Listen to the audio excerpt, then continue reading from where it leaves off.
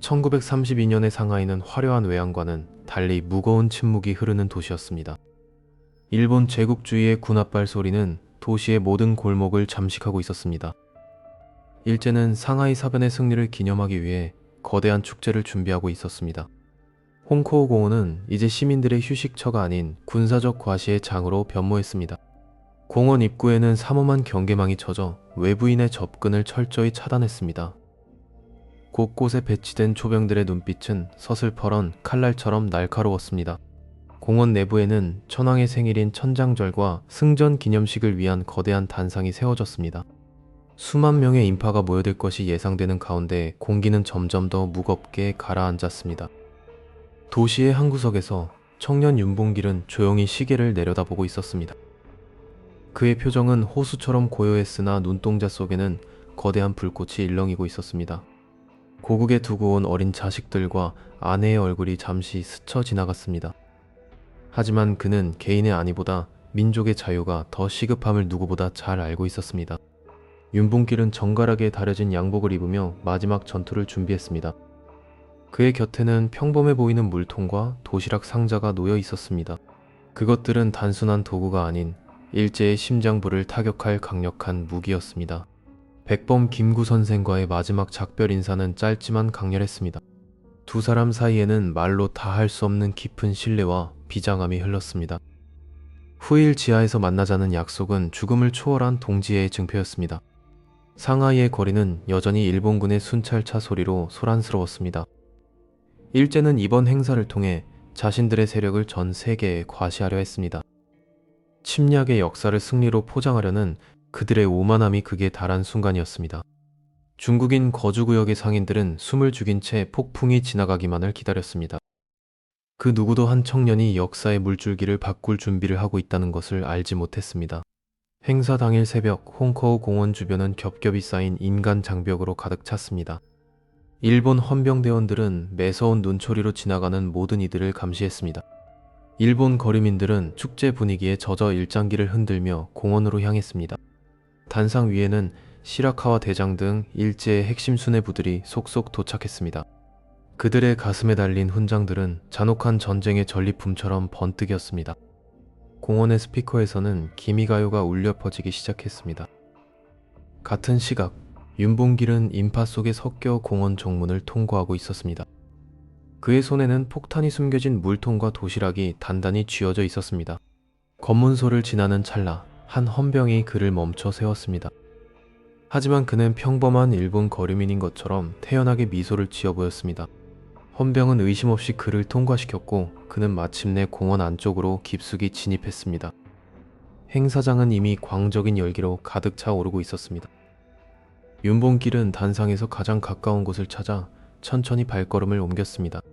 하늘은 맑았으나 그의 마음속에는 거대한 폭풍우가 몰아치고 있었습니다.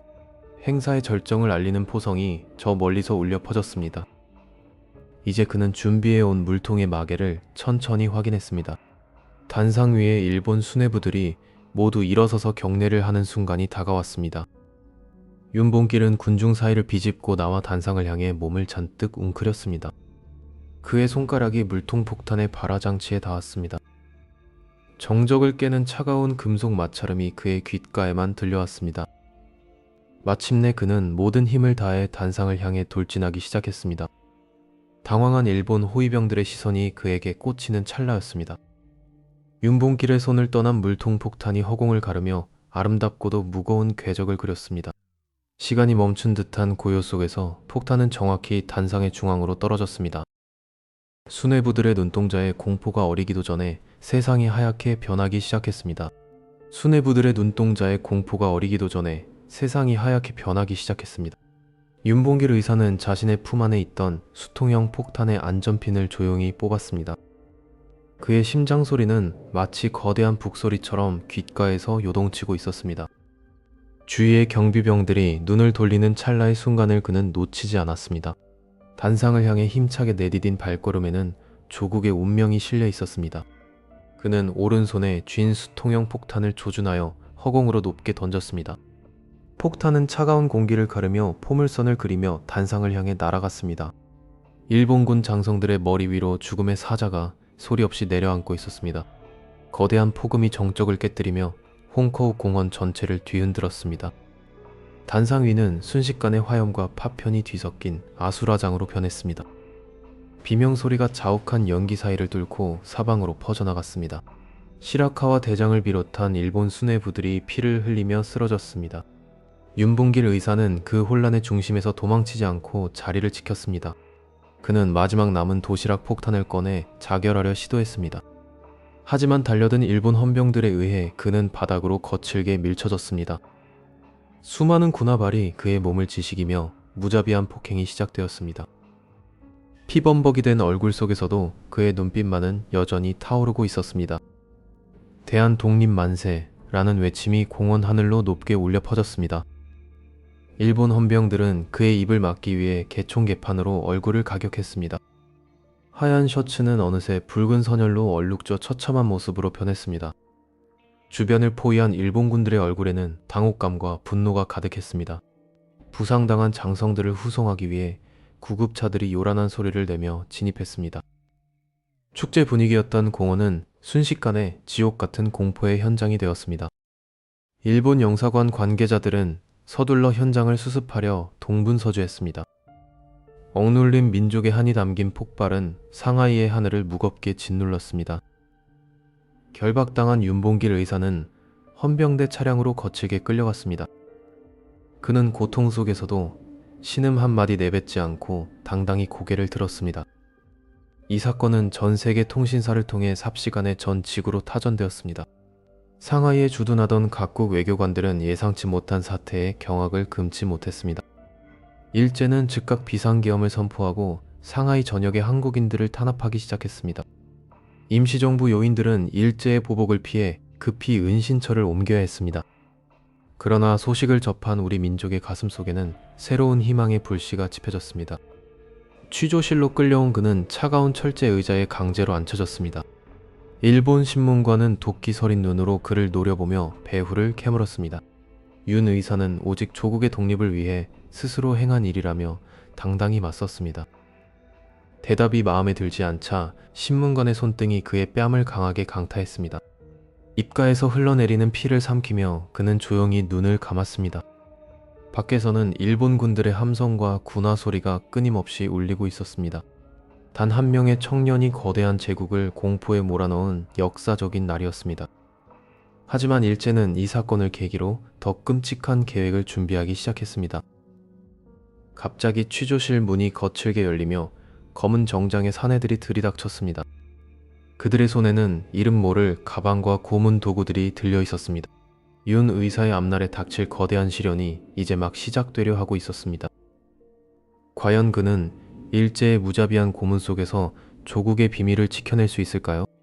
어둠 속에서 들려오는 차가운 웃음소리가 그의 귀를 파고들었습니다.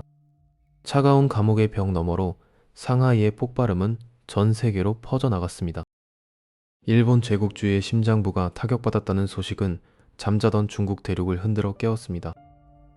중국의 지도자 장제스는 한 명의 조선 청년이 중국의 100만 대군도 하지 못한 일을 해냈다며 극찬했습니다.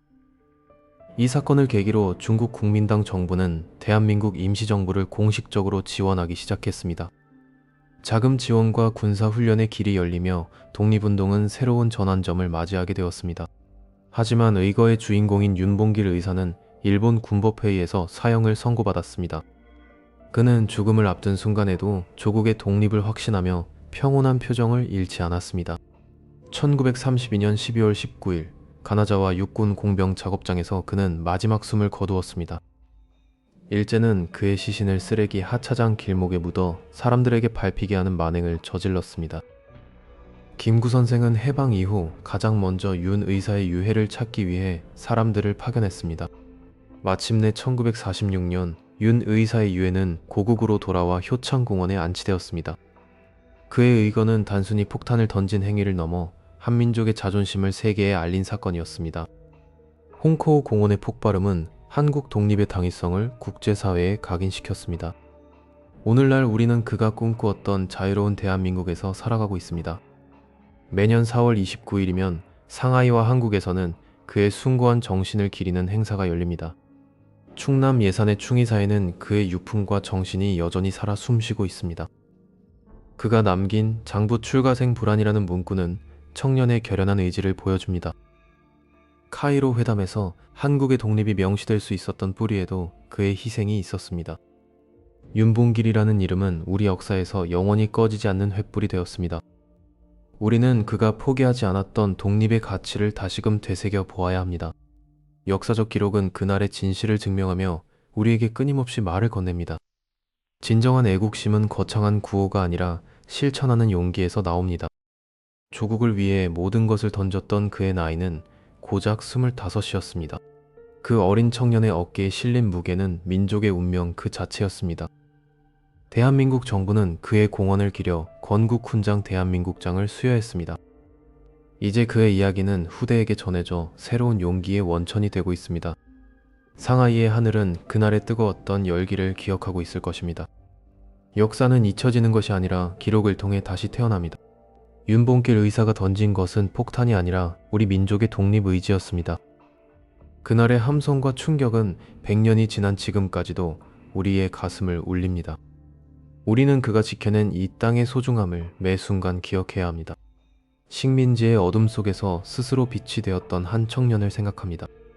그의 희생이 없었다면 대한민국의 오늘 또한 없었을 것입니다. 이제 우리는 그의 정신을 이어받아 평화로운 미래를 건설해야 합니다. 윤봉길 의사, 당신의 이름은 영원한 대한민국의 자부심입니다. 홍커우 공원의 나무들은 이제 총성 대신 바람 소리를 품고 있습니다. 짧지만 강렬했던 그의 생애는 역사의 정점에 기록되어 있습니다. 우리는 그가 남긴 불꽃을 가슴에 품고 내일로 나아갈 것입니다. 1932년의 그 청년은 영원히 늙지 않은 영웅으로 우리 곁에 남았습니다. 이 땅에 자유의 씨앗을 뿌린 그의 숭고한 투혼에 깊은 경의를 표하며 이야기를 마칩니다.